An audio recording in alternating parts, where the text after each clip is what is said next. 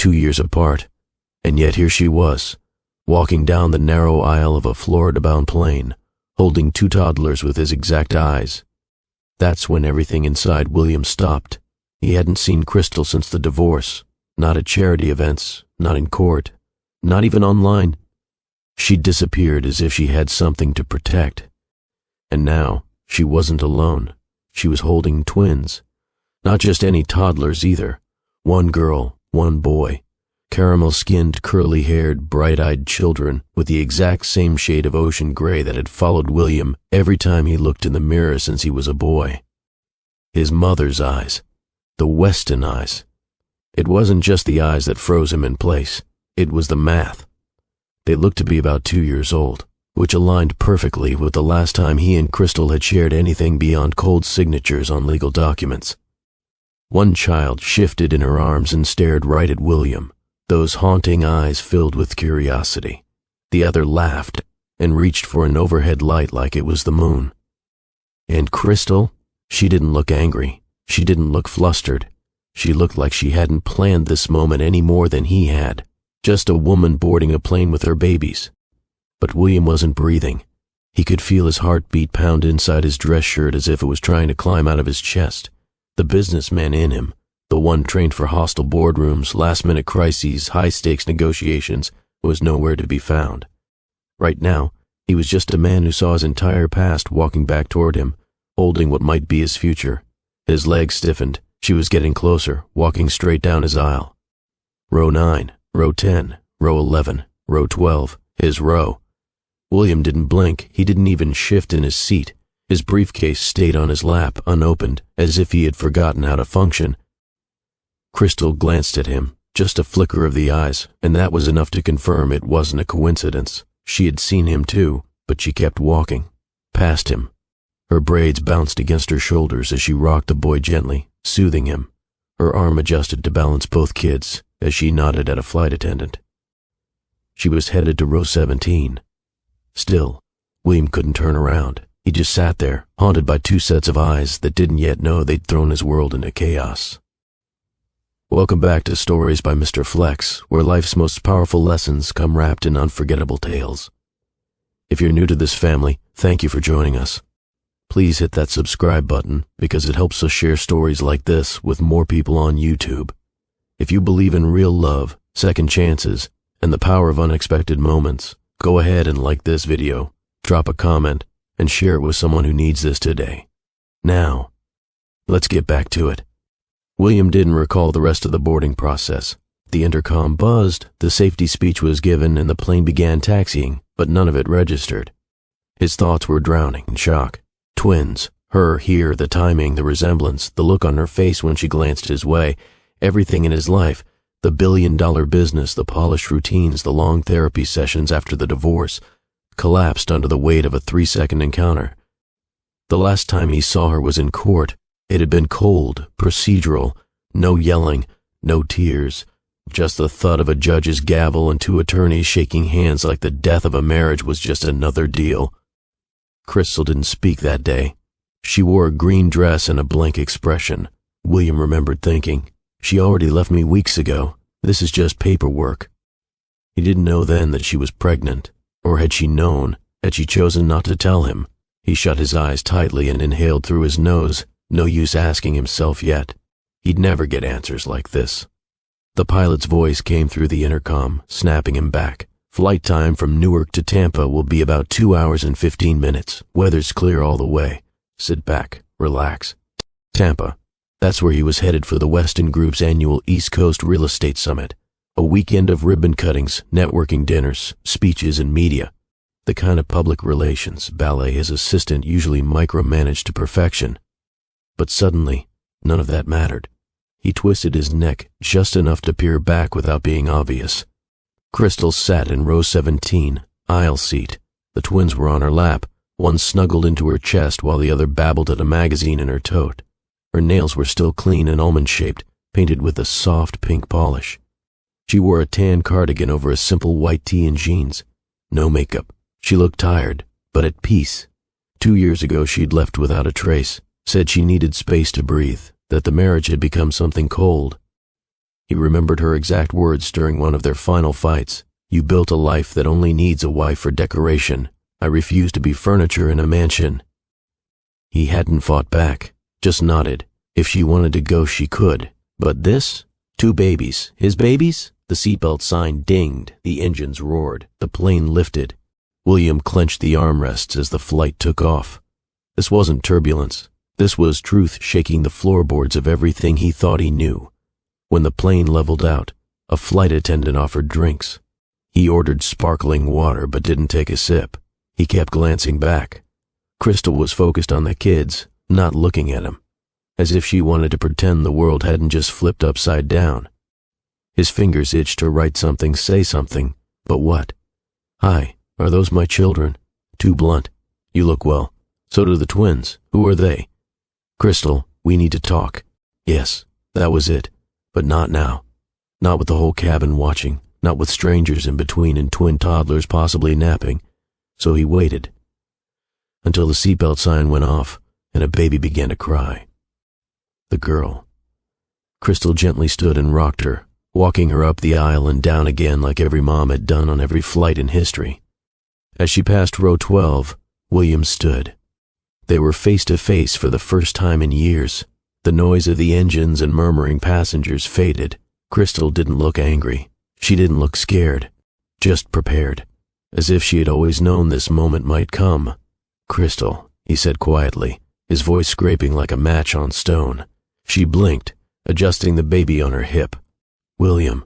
No smile, no warmth, no hostility either, just presence. "You," he started, then stopped. "You have questions," she said softly. "I know."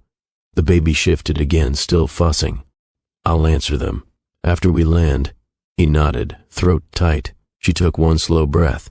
"I didn't expect to see you here." He swallowed. "Me neither." They looked at each other a moment longer. Then she continued walking, rocking the baby gently, whispering something only her daughter could hear. William sat back down. For the first time in years, his schedule didn't matter. His empire could wait. 2 hours and 15 minutes had never felt so long. For the first 30 minutes of the flight, not a single word was exchanged. William didn't recline, didn't check his phone, didn't open his laptop. He just sat, rigid, alert, breath shallow, as the hum of the engines carried them through the clouds. Behind him, Crystal rocked one of the twins while keeping the other occupied with a sippy cup and a board book. She was calm, like this wasn't the most surreal moment either of them had ever experienced. But for William, every second was screaming. He wanted to turn around, walk back 5 rows, ask all the questions clawing through his head, but nothing he could say would come out clean. Because if he was honest, part of him was ashamed. 2 years, 2 whole years, she had carried children, given birth, raised them, while he was bouncing between penthouses, expansion deals, and his mother's birthday galas, thinking he was healing, thinking he was done. He was never done. Not with her, not with the way she had stared at the judge in that courtroom, stone-faced but broken, not with how she packed up her apartment 3 days later and left him no forwarding address. And now, he had no idea what these children's names were, their birthdays, their first words, the hospital where they were born, the lullabies she sang when they couldn't sleep. He had missed it all. And the silence of it hit harder than any screaming match could have. In row 17, Crystal held Luca. He was always the more restless one, and gently bounced him on her lap. She had felt William's eyes on her from the moment she stepped on board.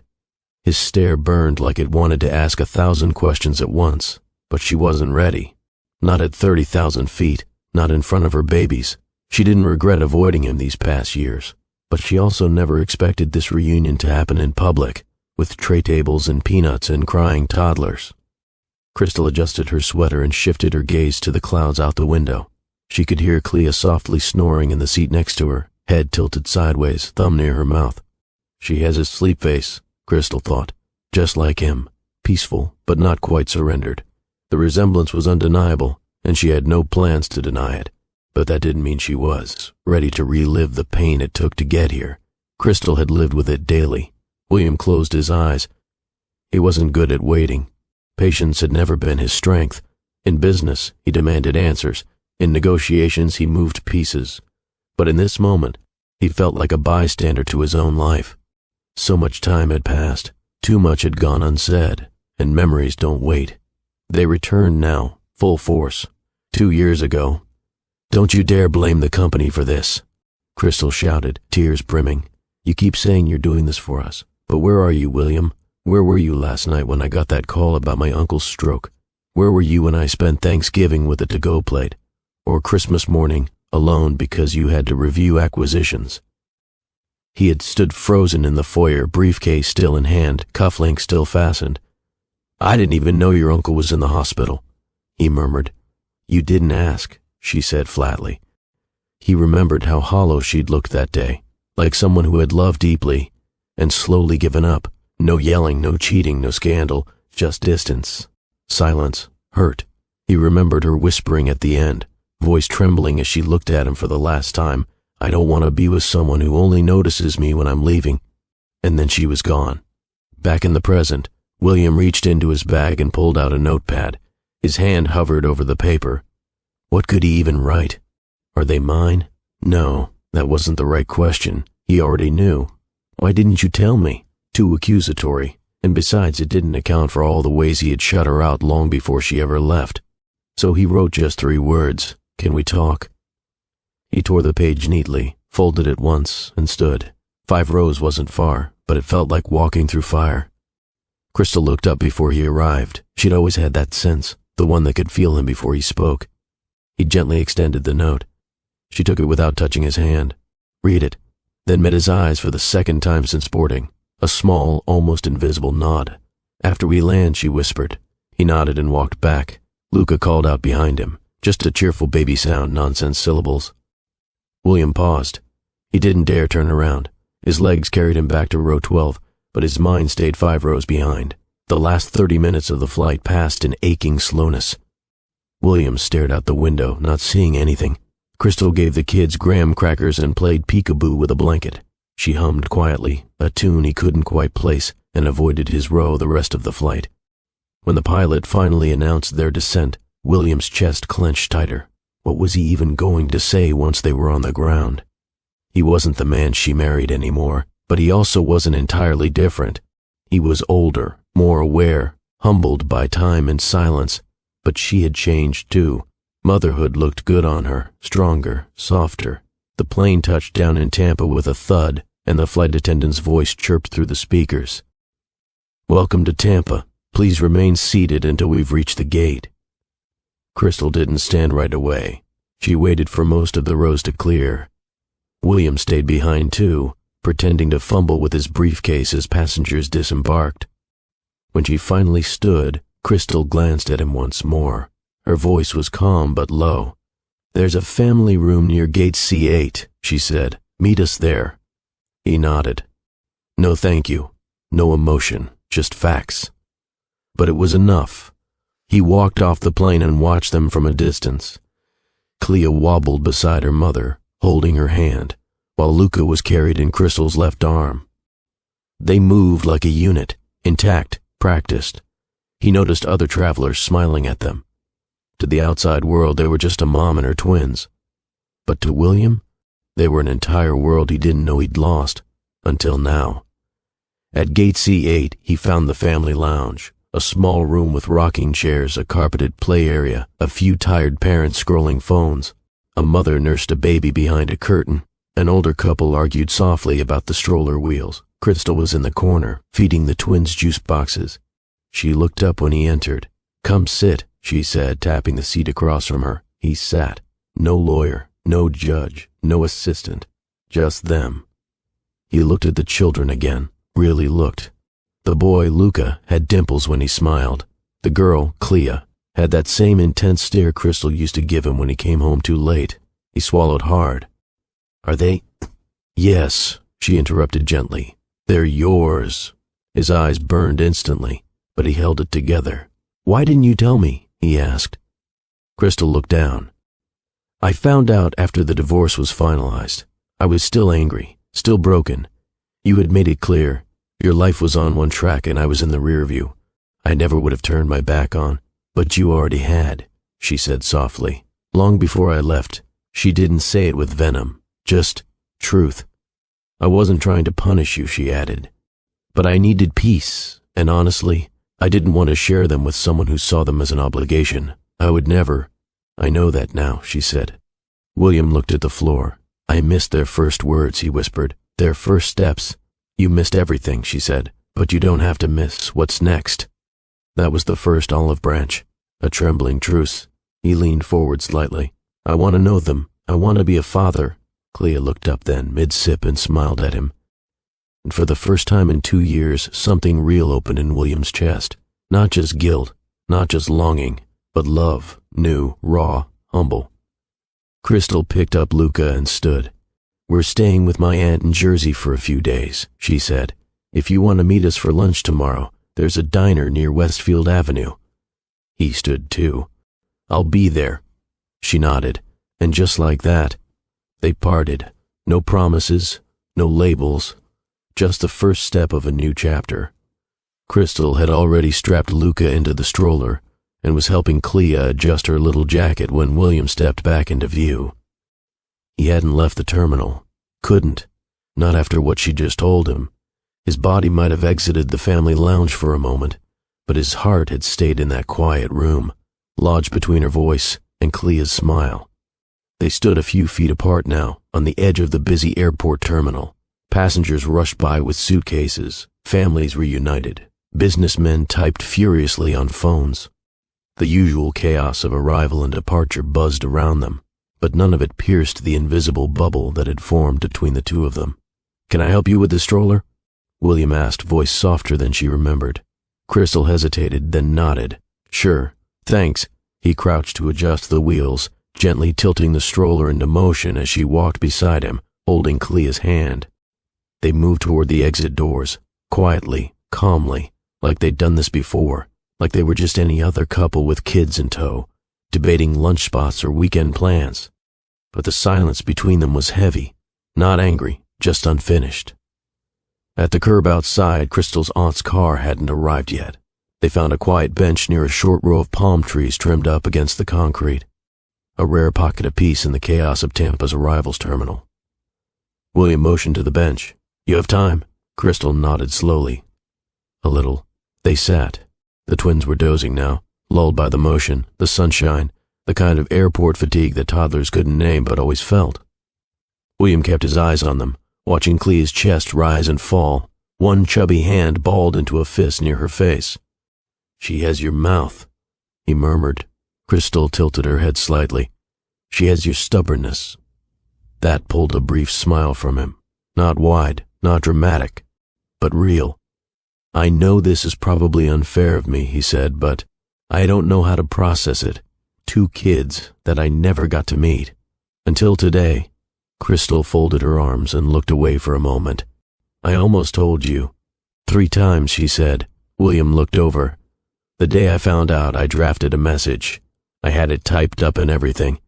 But then I remembered how you looked at me when I left. Not angry, not broken, just relieved. He flinched slightly. I wasn't relieved. You didn't stop me, she said, voice flat. You didn't even ask where I was going. You signed the papers, shook my attorney's hand, and went back to work like it was Tuesday. That wasn't what I felt inside.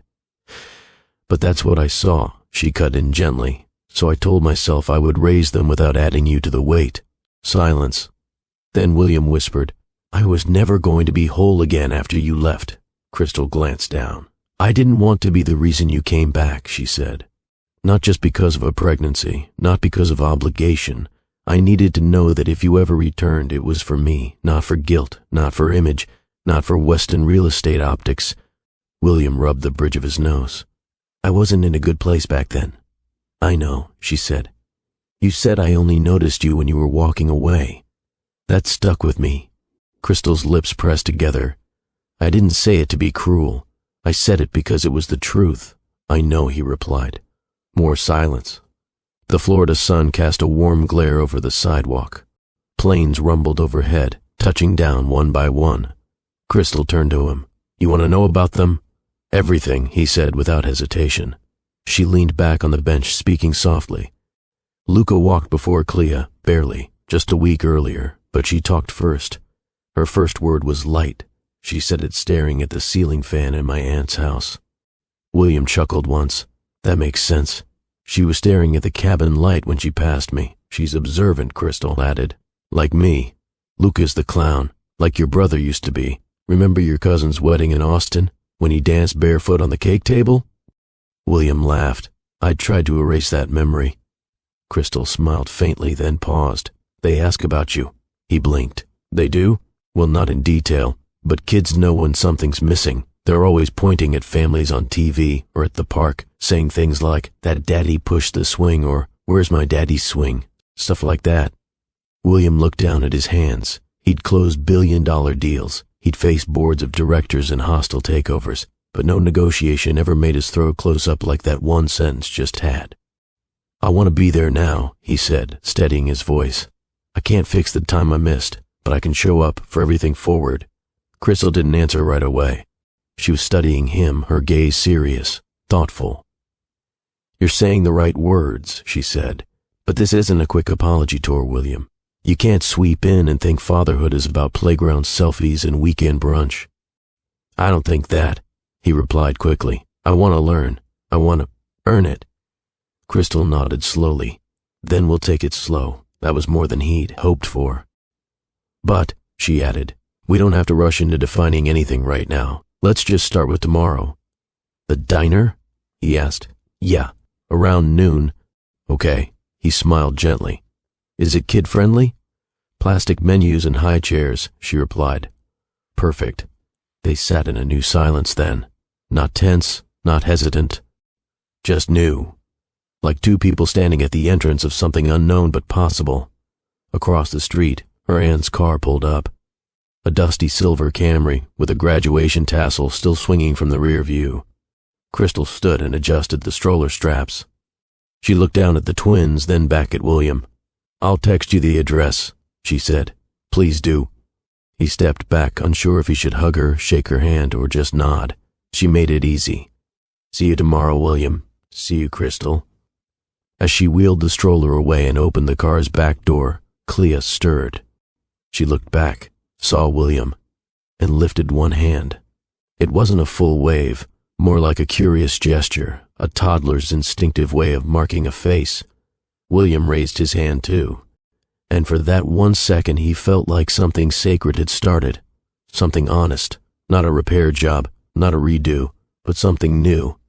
William stood outside the corner diner in Westfield, New Jersey, 30 minutes early.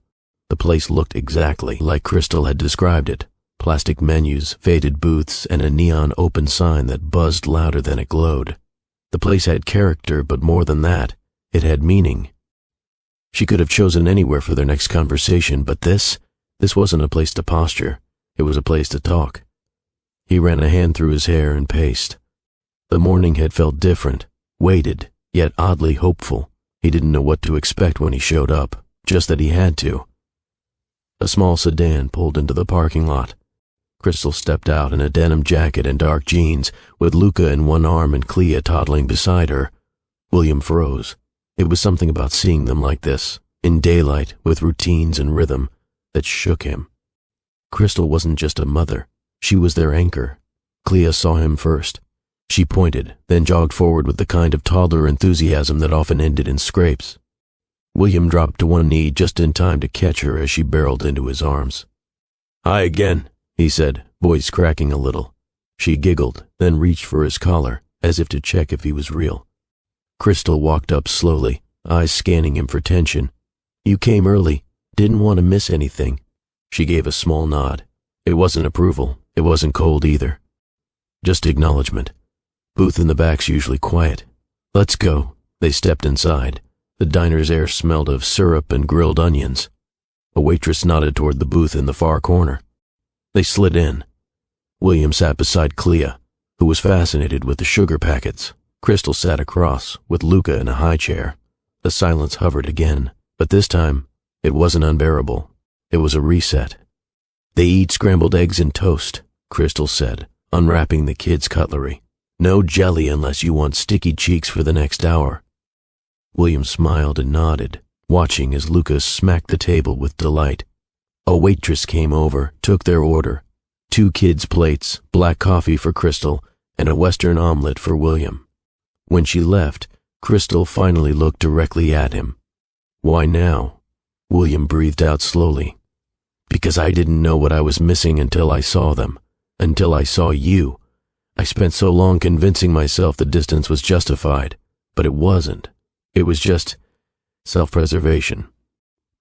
She nodded slowly, stirring her coffee. I don't want to get in your way, he continued. I just want to know them, not as some occasional visitor or donation writer. I want to do school drop-offs, messy dinners, grocery runs, whatever fatherhood actually means. Clea dropped a napkin, and William bent to pick it up. When he handed it to her, she smiled and patted his cheek. She's quick to trust, Crystal said. But she remembers who stays. It wasn't a threat, just truth. The food arrived, and for a while the focus shifted. Clea tried to pour her own juice. Luca threw toast on the floor. William helped wipe fingers, handled a tiny tantrum, and didn't flinch when Luca sneezed directly into his shirt. Crystal watched it all. You're good with them, she said after a while. I'm trying. They both knew this was more than a breakfast. When the plates were cleared, Crystal leaned forward. There's a lot we still need to talk about. I'm ready. Their last name is Knight, she said, not Weston. I made that choice because I didn't want them living under a shadow of legacy they didn't even know. It wasn't a punishment. It was protection. William nodded. They don't need my name. They need my presence. She looked surprised for a moment, then softened. They've had me, my aunt, my cousin, but they've never had their dad. He swallowed hard. Can we start small? Weekends, FaceTimes, daycare visits? Crystal hesitated. Weekends in Florida won't work. We're still here for the next few weeks. But if you're serious, you'll make the effort. I will. Every time. She nodded, then looked down. They like dinosaurs. Luca sleeps with a green one named Jamal. Don't laugh at the name. I'd never, William said, dead serious. Jamal sounds like a stand-up guy. Crystal laughed, really laughed, for the first time all day, and for a moment the air between them lightened. All right, she said, standing up. Let's go to the park across the street. They can run off the eggs. William grabbed Luca and held him confidently.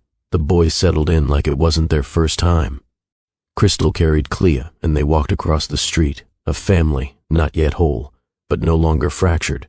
Small steps, but steps nonetheless. William stared at the blinking green cursor on his screen as another executive briefing slid into his inbox. Normally his mornings began with strong coffee, calendar blocks, and sharp decisions. But this one, it started with a 7:02 a.m. video call from a toddler who thought the phone was a mirror. Hi, Clea had screamed, her wide eyes filling the camera. William, still in his t-shirt, had blinked groggily at the phone. Good morning, sweetheart, he'd said, instantly awake. She giggled and showed him her cereal spoon. Crystal's voice had come from the background. Luca, don't eat the sock. William had laughed so loud it startled his assistant, who just walked in with a schedule printout. Sir? She'd asked, startled. He waved her off. Give me 10. Now, back at his desk, William minimized the spreadsheet and pulled up the camera app again. The last few days had shifted something fundamental, not just emotionally, structurally. His whole routine, the one that used to revolve around mergers, real estate zoning conflicts, and shareholder demands, was now shaped around when Clea and Luca might be awake. He wasn't doing this halfway. He couldn't. They were staying in Jersey for a few more weeks, which meant calls, mailed books, and voice memos. Crystal had been cautious but cooperative. She hadn't said yes to everything, but she hadn't said no either, and that was enough, for now. The call earlier had ended with Luca drooling on the camera lens while Clea waved a plastic Trex. William watched the short clip again now. Then, with deliberate calm, he opened his contacts and called his mother. She picked up on the third ring. Will, everything okay? He hadn't told her yet. I need to come by, he said, and there's something I want to say in person. By that evening, William sat on the formal beige couch in his parents' Miami home. His mother sat across from him with a glass of white wine, legs crossed, studying him carefully. I'm not dying, he began, so you can stop looking like that. She chuckled once. Then speak, he inhaled. I have twins. Silence. They're two, a boy and a girl. Their names are Luca and Clea. Their mother is Crystal. As in, your ex-wife, Crystal? Yes, and you're just now telling me. I just found out, he said, a few days ago, on a plane. She set her glass down carefully. Well then, that explains the 3 missed meetings and the calls from your assistant sounding like she's on her 3rd espresso. He smirked. I want to be part of their lives, he said. Not just in name, in action. I'm restructuring my schedule, moving things around, starting small, calls, visits. I just wanted you to know. His mother nodded slowly. And Crystal? She didn't tell me before. For reasons I understand now, she raised them well, alone. But she's opening the door a little now, and I'm walking through it. Her voice softened. Are you ready for this? He answered without blinking. I'm already in it. The next morning, William stood in front of a whiteboard with his executive team. We'll move the Florida summit to March, shift the groundbreaking in Atlanta by 2 weeks. New York real estate deal. Peter, you'll handle that with Marissa. I'll stay local as much as possible. There were curious glances, a few raised eyebrows. I've got new family commitments, he said plainly. Adjust your timelines accordingly. Nobody dared push further. That afternoon he sat at his kitchen table with a pile of dinosaur picture books and a list from Crystal. She'd texted it casually. Bedtime books. Where's my roar? Luca likes the purple one with stickers. He ordered them all. He also recorded audio clips, goofy voices, sound effects, a few lines of him trying to roar like a dino. Crystal sent back a voice note of Clea laughing so hard she hiccuped. He played it 3 times. Later that week, William visited his sister. Another conversation long overdue. I'm not surprised, she said bluntly after he told her everything. You and Crystal were always fire and ice. I just didn't expect twins. William sipped his drink. No one did. So what now? Now I learn how to be a father without expecting forgiveness as a given. She raised an eyebrow. Look at you sounding like a man who's been humbled. Days passed like this. He called every evening. Read bedtime stories over speaker, played guessing games, sent snack photos asking what they thought of his terrible sandwich choices. He even learned to animate a stick-figure dinosaur for Luca's amusement. Crystal watched quietly from the background. Sometimes she laughed, sometimes she just listened.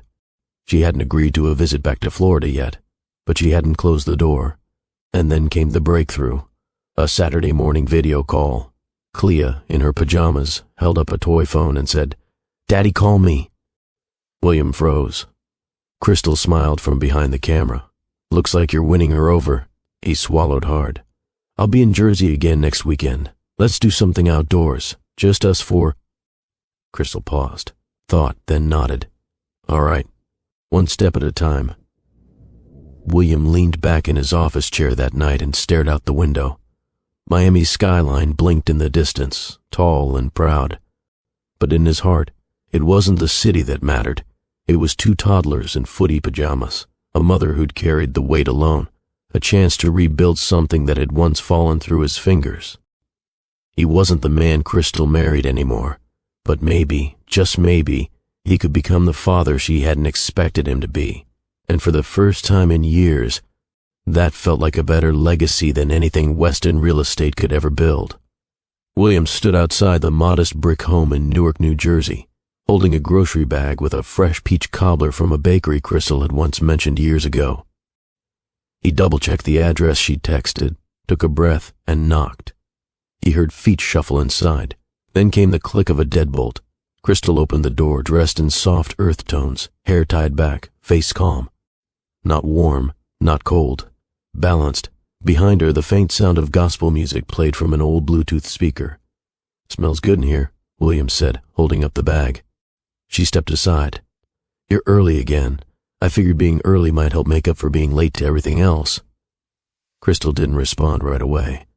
Then, with a slight nod, she let him in. The house was small, neat, filled with framed pictures of family reunions, graduation caps, and kids holding trophies too big for their hands. A heavy oak table sat at the center of the room, set for 4, plates already arranged, high chairs on either end. Clea and Luca are napping, Crystal said. They'll be up soon. All right, William replied, hands still clutching the bakery bag like it was a security blanket. He followed her into the kitchen. The smell of collard greens, mac and cheese, and roasted chicken hit him all at once. It transported him to before, to meals they'd shared in their Chicago apartment when money was tight but love wasn't. When Crystal cooked in silence, and he used to bring a folding chair just to sit beside her while she stirred pots and tasted sauce with her pinky. Those days weren't perfect, but they had mattered. "Want to help carry the dishes out?" she asked. He snapped out of the memory. "Yeah, of course." They moved together, filling the table.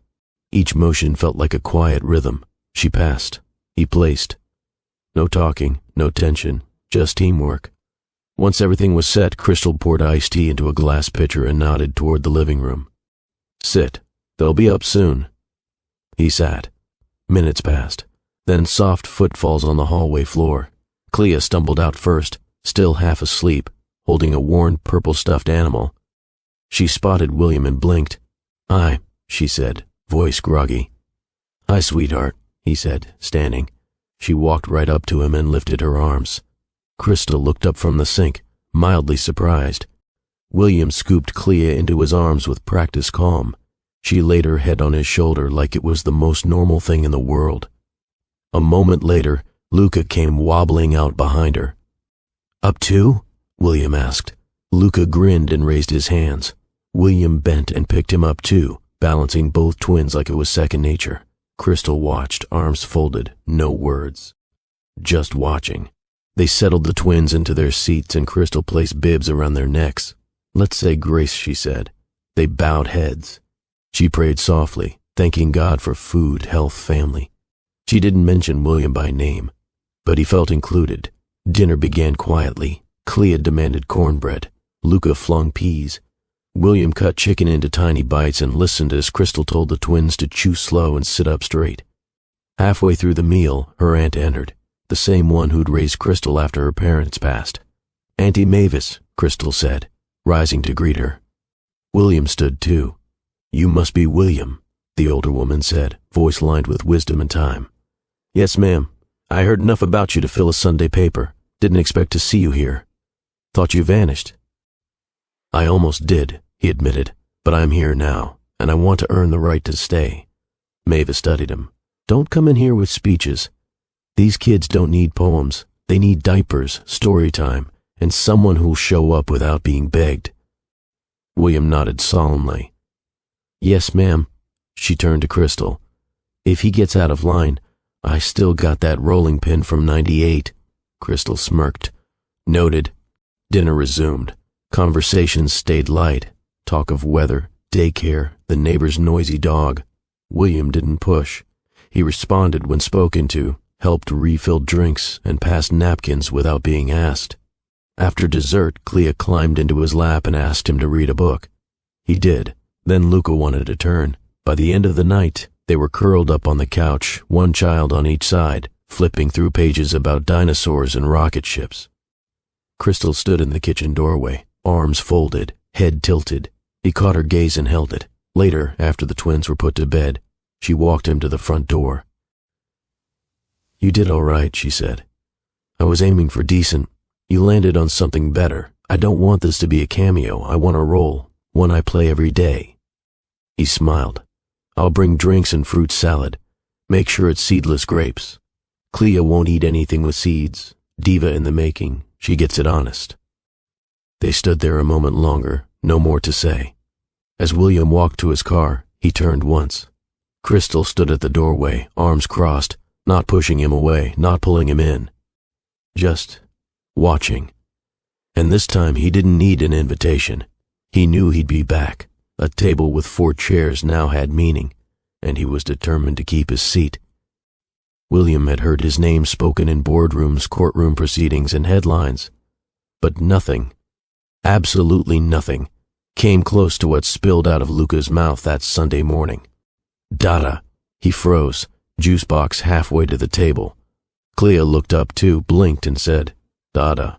It was like the word floated in the room, then landed softly in the center of everyone's chest. Crystal's hand, mid-swipe of a napkin, paused. Her eyes darted to William. A single breath caught in her throat. Luca repeated it, this time with giggle-filled confidence. "Dada." William knelt slowly in front of his son. Say that again, buddy. Luca grinned. Dada. Clea followed suit. Dada. And just like that, the walls William had so carefully built, the ones shaped by guilt, fear, mistime, shattered.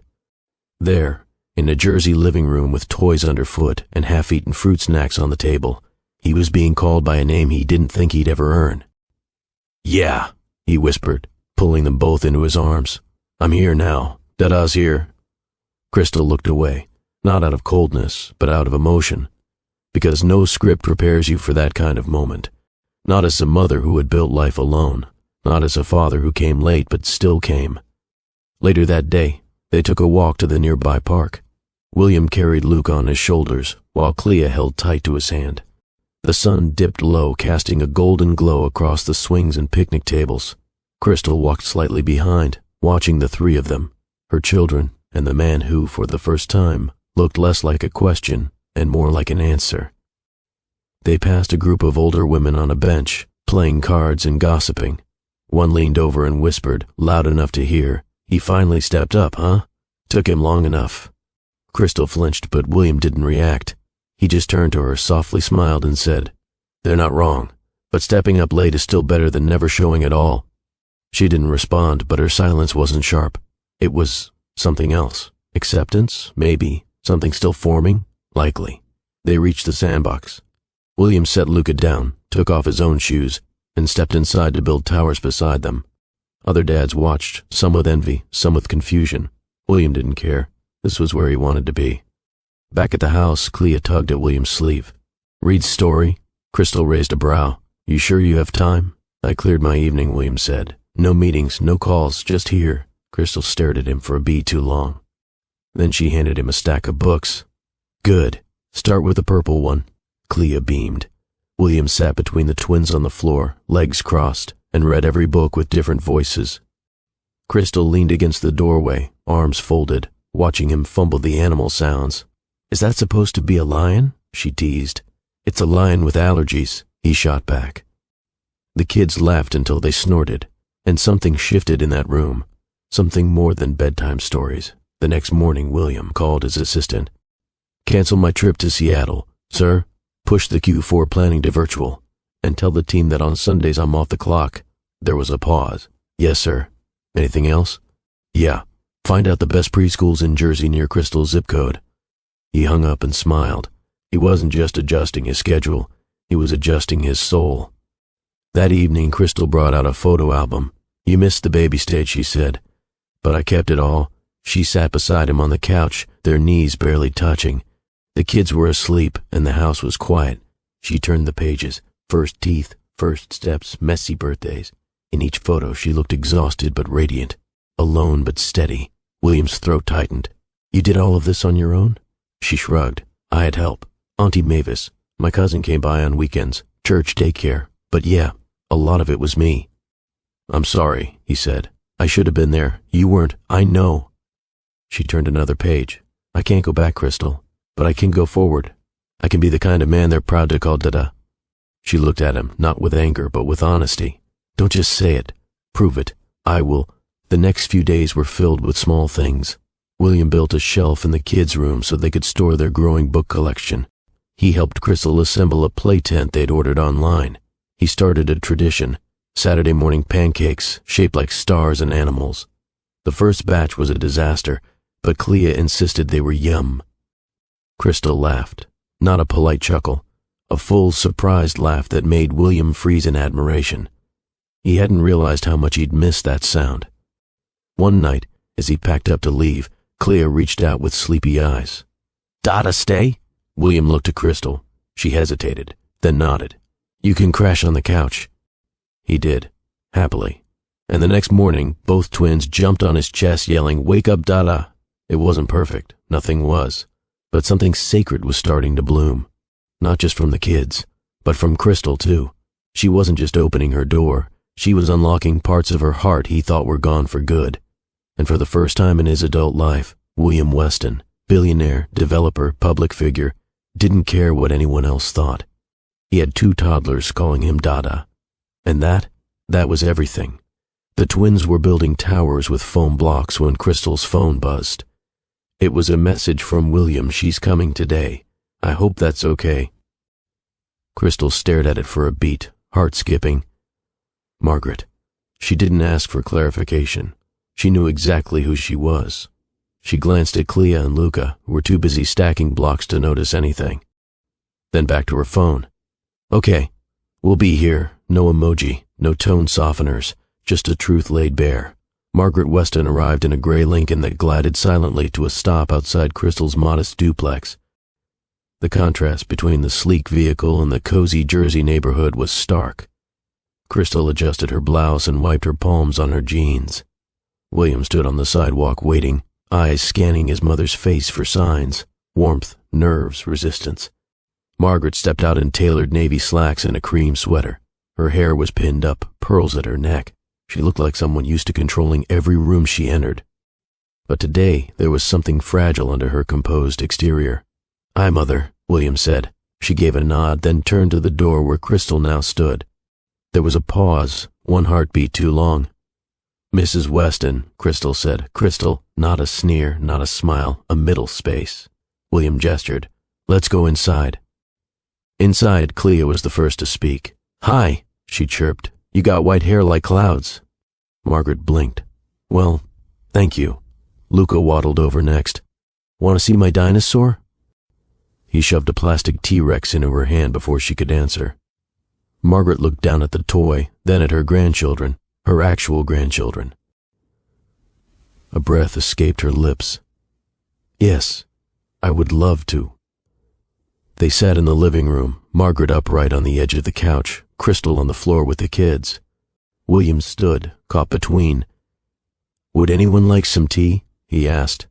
Margaret waved her hand. "Sit down, William. You're making me nervous."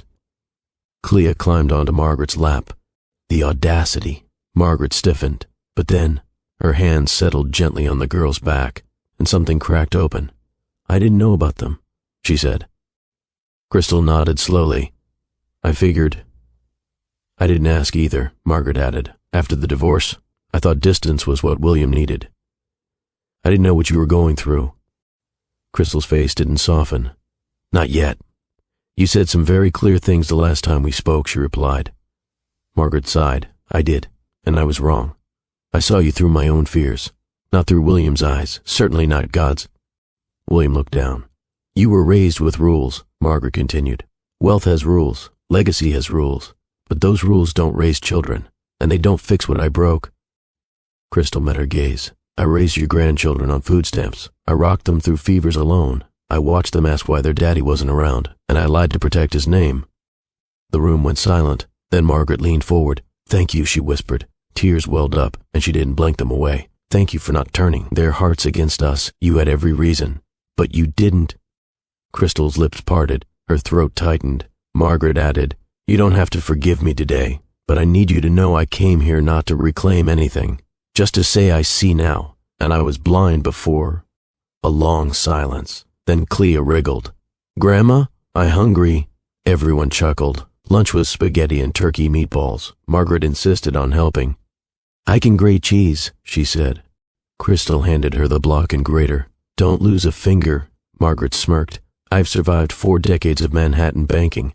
I can survive cheese." William set the table, eyes darting between them. It was awkward, sure, but not tense, just new. At the table, Clea said grace. "Thank you, Jesus, for spaghetti and new people." Luca added, "And dinos." Margaret laughed genuinely. Crystal noticed. After lunch, the twins took Margaret to their room to show off every toy they owned. Crystal poured 2 glasses of iced tea. Margaret returned alone, smiling faintly. "They're bright, sweet. You've done beautifully, Crystal." "I didn't have a choice," she said softly. Margaret accepted the tea. "No. But you did have a heart, and you kept it soft. That's rare." Crystal leaned on the counter. "They deserved better. I didn't think William could be that better. Not back then." "He wasn't," Margaret said. "But he's getting there now." Before leaving, Margaret stood at the door and turned to Crystal. "If you ever decide to marry my son again, and I'm not saying you should, I hope I'm invited." Crystal raised an eyebrow. "I'll think about it," she replied. They shook hands. Then, surprisingly, Margaret pulled her in for a hug. not stiff, not forced, just enough to say, "I see you now." And for the first time since the plane ride, Crystal believed that maybe, just maybe, healing wasn't a fairy tale. It was messy, but it was happening. The invitation came in a matte black envelope with silver trim, subtle, expensive, unmistakably Manhattan. William turned it over in his hands before placing it on Crystal's kitchen table. "It's a foundation gala. Real estate leaders, developers, old money, new ideas. I'm being honored." Crystal blinked. "You want me to go?" He nodded. "With me. As you are. As the mother of my children. As the woman I should have stood beside all along." She narrowed her eyes. "This isn't a spectacle? No, it's a correction." Crystal had never worn anything like the gown he sent her. Navy silk with off-shoulder draping and a slit that walked a line between elegant and bold. When she stepped out of the bedroom, even Luca and Clea stopped what they were doing. "Mommy, a princess!" Clea squealed. William stood frozen in the hallway. "You look," Crystal smirked. "Careful," he cleared his throat. "Right. You look beautiful." The venue was a rooftop ballroom in Midtown, with crystal chandeliers and city lights cascading through the glass walls. Everything glittered, the crowd, the tables, the camera flashes. Crystal held his arm as they entered, posture straight, chin high. She didn't shrink. The music dimmed. The host took the stage, and now, to recognize a man who has reshaped urban housing with both legacy and innovation, William Weston, polite applause.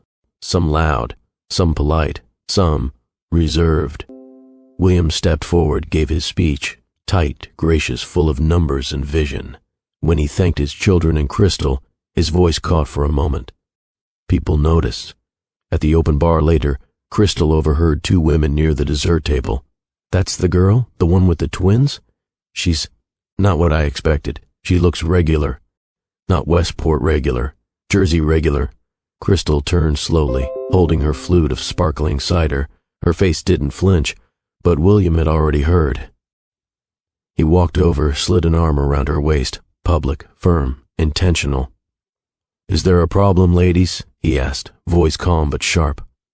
One of the women blinked. "Oh, no, just commenting on how you were gossiping about the mother of my children," he interrupted, "who has raised them with more strength and grace than I ever deserved. If that makes her regular, then I wish more people were." The woman flushed. "We didn't mean—" "Exactly," William cut in. "You didn't mean anything, and that's the problem." He turned to Crystal. "Want to leave?" Crystal smiled, a small one. "No, I look too good to leave early." They walked past the stunned crowd together, not out the door, but deeper into the room. At the edge of the dance floor, the band started playing a slow jazz standard. Crystal eyed him. "You don't dance." "I do now," he said, offering his hand. They moved together gently, her hand in his, her head near his shoulder. The music wrapped around them like memory. He whispered, "I should have done this the first time around." She didn't respond. He added, "But I'm here now, and I see you, fully." She pulled back slightly to look at him, and for the first time in years, in public, with no hiding or shame, they kissed. It wasn't long, it wasn't staged, it was honest.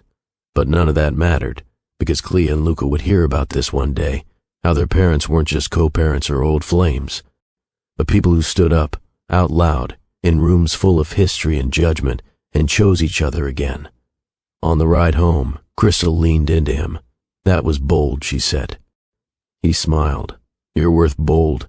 She chuckled. "You still can't two-step." He nodded. "But I can follow your lead."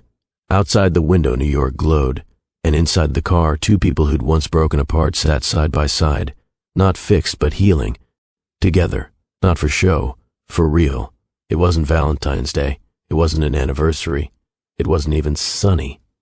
But it was exactly right. William stood at the edge of the old community center court in Jersey, the one where he first met Crystal 7 years ago. The cracked blacktop was still there, the same chain-link fence with its rusted joints, and the backboard missing one bolt that made the rim wobble slightly on every bounce shot. Clea was twirling in a puffy yellow coat. Luca was using sidewalk chalk to draw clouds on the concrete.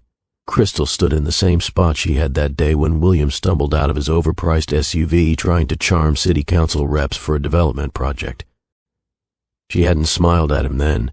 She'd challenged him. She was doing it again now. Arms crossed, one brow raised. "So this is what you dragged me out here for?" she asked, grinning though suspicious. William nodded. "This is where it started. I needed to make sure where it ends, or begins again, means something." He took a deep breath. "Kids," he called. "Come here, please." Clea ran over with Luca hopping behind. He kneeled down and gave each of them a small envelope. "Do you both remember how we practiced what to say?" Clea nodded solemnly. "Yes. Don't say poop." Crystal burst out laughing. William grinned. "Also that. But what else?" Luca said. "We give Mommy the letters and then hug her knees." "Right. Now go."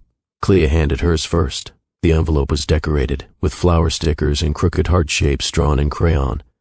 Crystal opened it slowly. Inside was a note in Clea's handwriting. "Will you say yes again so Daddy stays forever?" Her throat tightened. Luca gave her his envelope next. It was bent and slightly smudged from chalky fingers.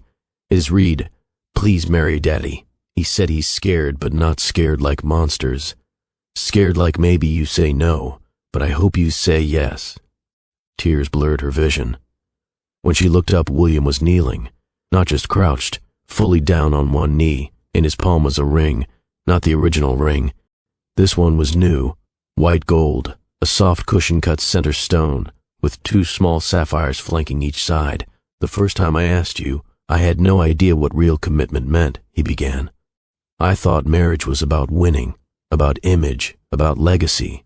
I didn't understand your strength, or what it took to love someone every single day, especially when it's hard. I didn't earn your yes. I bought it with a contract." Crystal's lips parted, but she didn't speak. William continued. "I'm not asking to start over. I'm asking to keep going, with honesty, with Clea and Luca as our witnesses, with family dinners, messy mornings, and everything we lost, but found again." He held the ring higher. "Crystal Renee Ford, will you marry me? For real this time?" Silence. Wind passed through the chain link. A car honked 2 blocks away. Clea whispered, "Say yes, Mommy." Crystal didn't answer. She took a single step forward, then another, then dropped to her knees and hugged all 3 of them at once. "Yes," she whispered into his ear. "Yes, yes, yes." Later, they sat on the back bumper of William's SUV, sharing hot chocolate from a thermos. The twins were building a chalk castle, arguing about whether dragons could be purple. William watched them and said softly, "I want to get this right." "You're doing fine," Crystal replied. He looked at her. "I'm terrified that I'll fall back into old patterns, that I'll work too much, that I'll think showing up once a week is enough again." She nodded. "Good. Stay scared. That fear means you care." He wrapped an arm around her. "I don't just want to be a husband again. I want to be the kind of man who earns it every day. You don't have to prove anything to anyone but them," she said, gesturing toward the twins. "But I want to prove it to you," he said. That night, Clea refused to take off her puffy yellow coat, claiming it was now her wedding cape.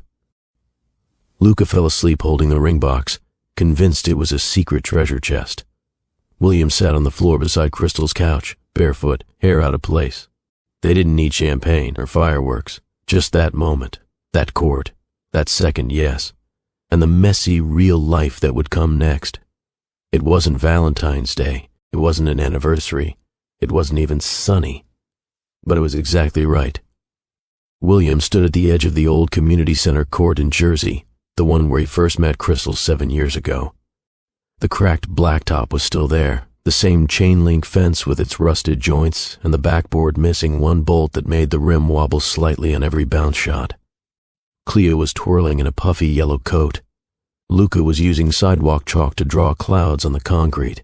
Crystal stood in the same spot she had that day when William stumbled out of his overpriced SUV trying to charm city council reps for a development project.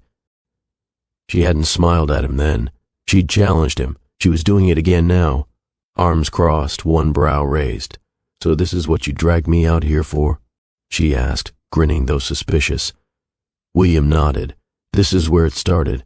I needed to make sure where it ends, or begins again, mean something. He took a deep breath. "Kids," he called. "Come here, please." Clea ran over with Luca hopping behind. He kneeled down and gave each of them a small envelope. "Do you both remember how we practiced what to say?" Clea nodded solemnly. "Yes. Don't say poop." Crystal burst out laughing. William grinned. "Also that. But what else?" Luca said. "We give Mommy the letters and then hug her knees." "Right. Now go." Clea handed hers first. The envelope was decorated with flower stickers and crooked heart shapes drawn in crayon. Crystal opened it slowly. Inside was a note in Clea's handwriting. "Will you say yes again so Daddy stays forever?" Her throat tightened. Luca gave her his envelope next. It was bent and slightly smudged from chalky fingers. His read, "Please marry Daddy. He said he's scared, but not scared like monsters. Scared like maybe you say no, but I hope you say yes." Tears blurred her vision. When she looked up, William was kneeling, not just crouched, fully down on one knee. In his palm was a ring, not the original ring. This one was new, white gold, a soft cushion-cut center stone, with 2 small sapphires flanking each side. "The first time I asked you, I had no idea what real commitment meant," he began. "I thought marriage was about winning, about image, about legacy. I didn't understand your strength, or what it took to love someone every single day, especially when it's hard. I didn't earn your yes. I bought it with a contract." Crystal's lips parted, but she didn't speak. William continued. "I'm not asking to start over. I'm asking to keep going, with honesty, with Clea and Luca as our witnesses, with family dinners, messy mornings, and everything we lost, but found again." He held the ring higher. "Crystal Renee Ford, will you marry me, for real this time?" Wind passed through the chain link. A car honked 2 blocks away. Clea whispered, "Say yes, Mommy." Crystal didn't answer. She took a single step forward, then another, then dropped to her knees and hugged all 3 of them at once. "Yes," she whispered into his ear. "Yes, yes, yes."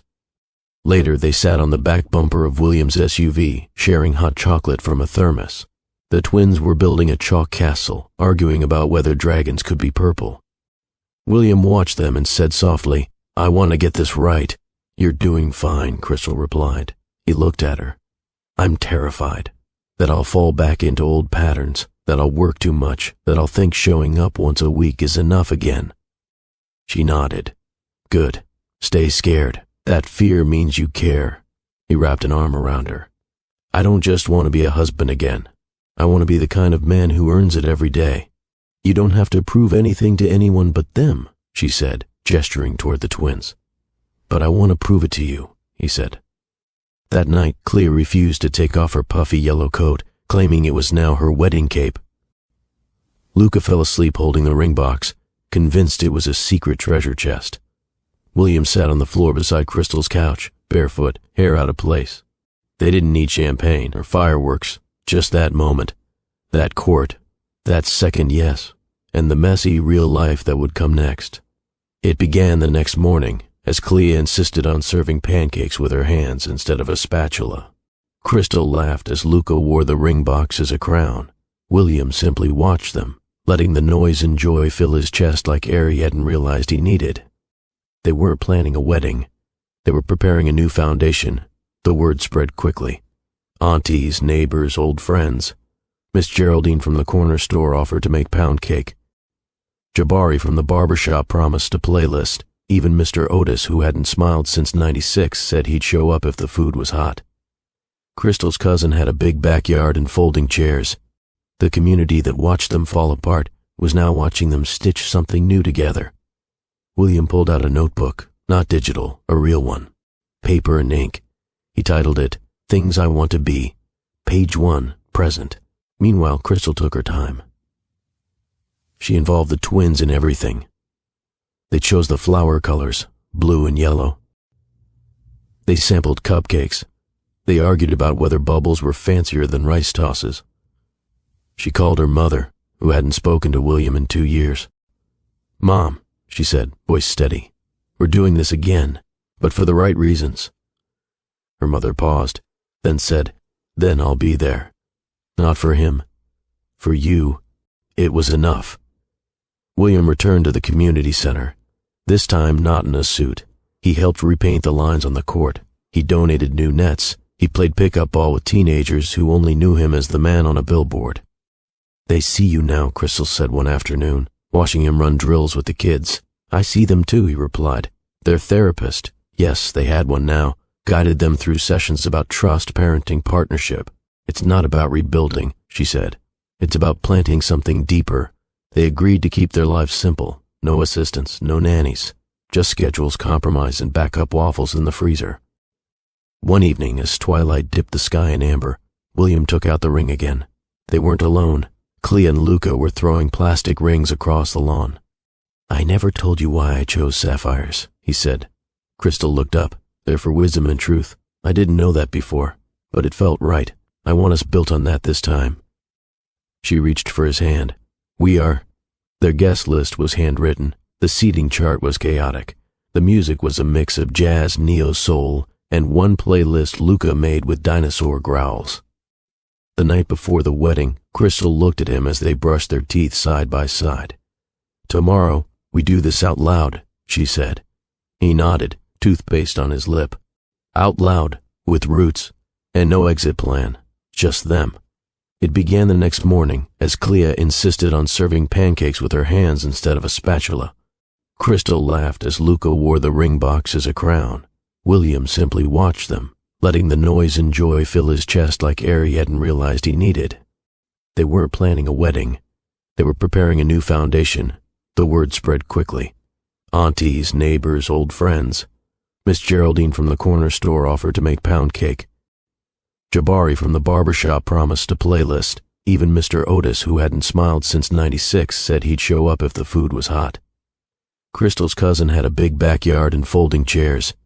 The community that watched them fall apart was now watching them stitch something new together.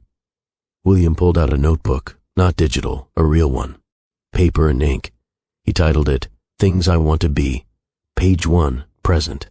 Meanwhile, Crystal took her time. She involved the twins in everything. They chose the flower colors, blue and yellow. They sampled cupcakes. They argued about whether bubbles were fancier than rice tosses.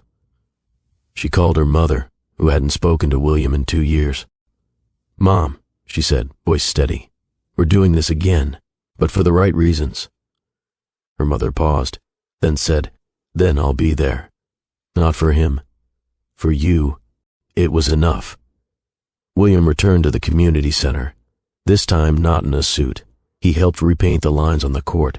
He donated new nets. He played pickup ball with teenagers who only knew him as the man on a billboard. "They see you now," Crystal said one afternoon, watching him run drills with the kids. "I see them too," he replied. Their therapist, yes, they had one now, guided them through sessions about trust, parenting, partnership. "It's not about rebuilding," she said. "It's about planting something deeper." They agreed to keep their lives simple. No assistants, no nannies. Just schedules, compromise, and backup waffles in the freezer. One evening, as twilight dipped the sky in amber, William took out the ring again. They weren't alone. Clea and Luca were throwing plastic rings across the lawn. "I never told you why I chose sapphires," he said. Crystal looked up. "They're for wisdom and truth. I didn't know that before, but it felt right. I want us built on that this time." She reached for his hand. Their guest list was handwritten. The seating chart was chaotic. The music was a mix of jazz, neo-soul, and one playlist Luca made with dinosaur growls. They didn't care. The night before the wedding, Crystal looked at him as they brushed their teeth side by side. "Tomorrow, we do this out loud," she said. He nodded, toothpaste on his lip. Out loud, with roots, just them. They didn't send engraved invitations. They sent texts, group chats, voice notes. William said, "We're getting married. Again." But for real this time. The wedding was held in Crystal's cousin's backyard. The folding chairs were mismatched. One was slightly cracked. No one cared. The aisle was lined with sunflowers and blue ribbons. The twins held hands as they walked down it, Luca dropping jelly beans instead of petals. Crystal walked alone, no escort. She wanted her walk to be her own. She wore a simple cream dress, natural curls loose down her back, eyes locked on William. He wore a navy linen suit, no tie, just a small flower pin made by Clea. Reverend Jacobs, who once scolded William for missing a potluck, officiated. "Marriage," he said, "ain't a restart button. It's a continuation. It's waking up and choosing each other, on the good days and the ones where you burn the eggs." Everyone laughed. Crystal and William wrote their own vows. He went first. "I don't deserve you because of what I own. I don't love you because it looks good on paper. I love you because every mistake I've made, you've met with truth. You didn't let me slide. You didn't let me settle. You made me see myself, and still, you chose me." Crystal's hands trembled. She looked down briefly, then up again. "I didn't plan to love you twice. I planned to love once, deeply, but life gave us a second shot. So I'm standing here, no conditions, no backup plan, just faith that what we plant today will grow into something our kids can stand on." Applause rose, soft and sacred. During the reception, Clea got frosting on her elbow. Luca danced with William's mother, who finally exhaled after years of pride and silence. Crystal's aunt pulled her aside. "He's different," she said. Crystal nodded. "So am I. There were no fireworks, just sparklers. There was no stage, just a patch of grass where they danced to an old Donny Hathaway record." Clea fell asleep standing up. William picked them both up, one in each arm. Crystal walked beside him, holding his jacket. They looked like a family. Not a perfect one, but a real one. And this time, that was enough. It wasn't grand gestures that kept their love alive. It was Clea's laugh during Saturday brunch when William tried to flip pancakes and hit the ceiling fan. It was Luca falling asleep on Crystal's shoulder mid-story, with his glasses askew and a book still open on his lap. It was the quiet moment before the twins woke up, the brief breath of peace in which William and Crystal whispered about everything and nothing while brushing their teeth. This was their rhythm now, a life built not on noise, but on the gentle harmony of routine. Every morning started with a system. Crystal handled lunches, William managed drop-offs. Luca liked his apple slices skin off. Clea needed her hair tied with 2 purple bands, not 1. If William forgot, she'd remind him with a look that mirrored her mother's. Chin tilted, one brow cocked. "You want me to go out here looking unready, Daddy?" "No, ma'am," William would say, fumbling with the hair drawer. He was getting better. Crystal worked part-time at the local literacy program, not because she had to, but because watching adults crack open books for the first time lit something in her. William spent mornings in his home office, no longer trying to juggle 4 time zones. He held meetings with purpose, not as a badge of power, but a way to support others with clarity. He wore hoodies now. He smiled more. Dinner time was sacred. They had a small whiteboard on the fridge. Each week, one person picked all the meals. Clea once chose a whole week of cereal and grapes. They went with it. Luca was partial to grilled cheese and tomato soup. William tried new recipes. Most failed. One turned out well, baked ziti, and it became ziti Thursdays. Crystal didn't always sit. Some nights she danced in the kitchen while music played. Anita Baker, Jill Scott, sometimes old gospel songs that made Clea clap offbeat. Clea liked 3 books. Luca only wanted 1, but acted it out like a stage play. William read with voices. Crystal offered warm corrections. Sometimes the twins crawled into their bed at 3 a.m., elbows everywhere. They never pushed them out. On Sundays, they hosted brunch. Neighbors, friends, William's mother, who now asked for seconds. They used real syrup, real plates. Conversations danced between politics and preschool art. Laughter filled the corners of the house. One day, Crystal found William watching old videos on his phone, back when Clea couldn't walk straight, when Luca called orange juice owie juice. He looked up. "They're growing so fast." She nodded. "That's what kids do, but we're growing too. You notice that?" William kissed her shoulder. "I notice everything now."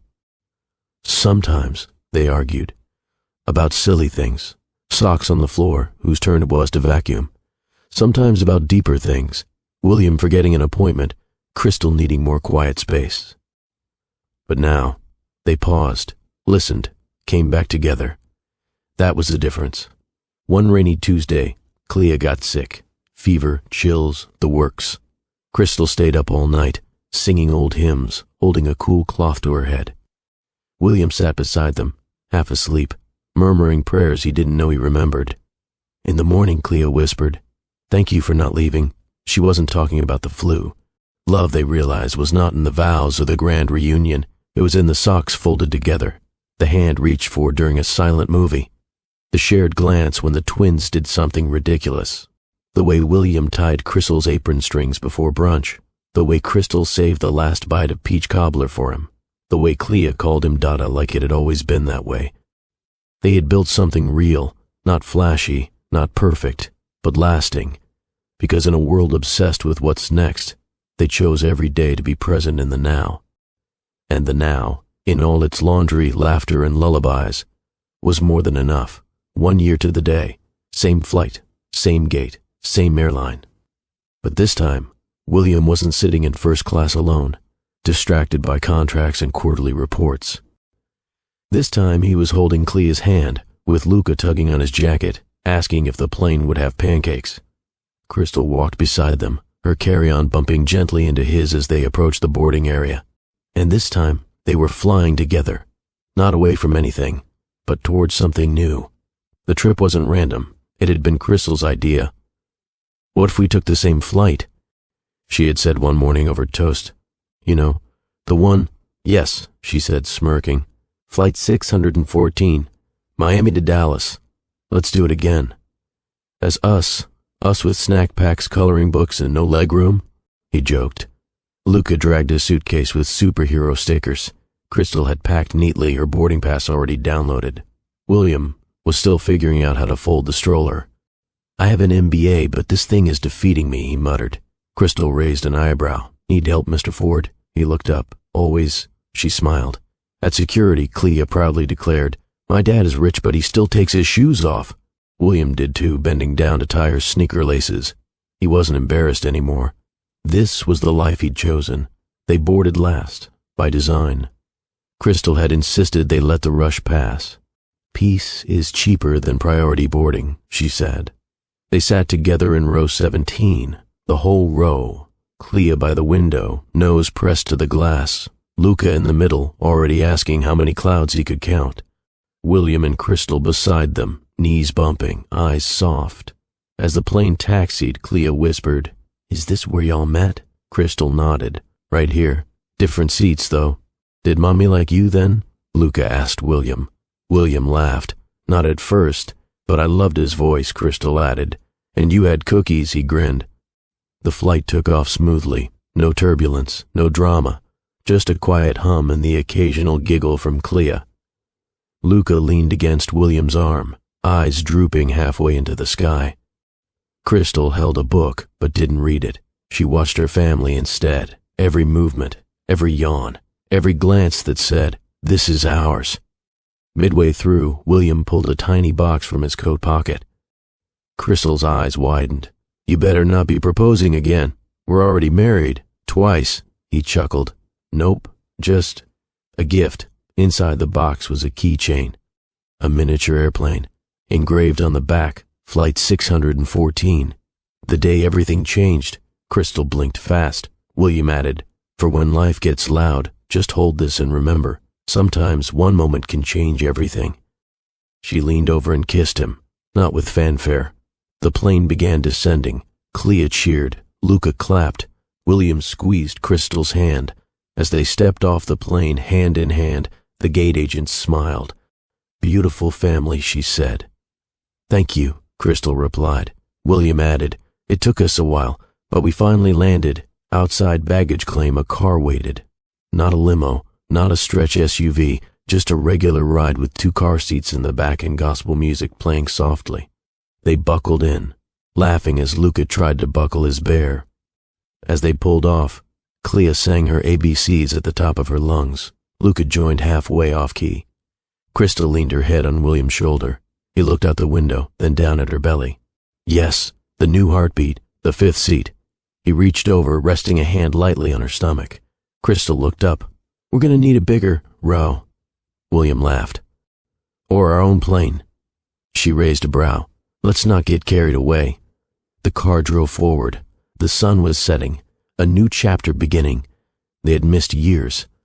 But now, they had forever. No more guessing, no more regrets, just a family, just love. and the miracle of second chances sealed 30,000 feet in the sky.